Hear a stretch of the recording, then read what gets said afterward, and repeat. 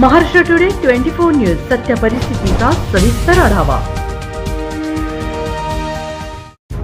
कोसळलेल्या लिफ्टखाली अडकलेल्या दोघांना अग्निशमन दलाच्या जवानांनी बाहेर काढले आणि त्यांना शताब्दी रुग्णालयात दाखल केले।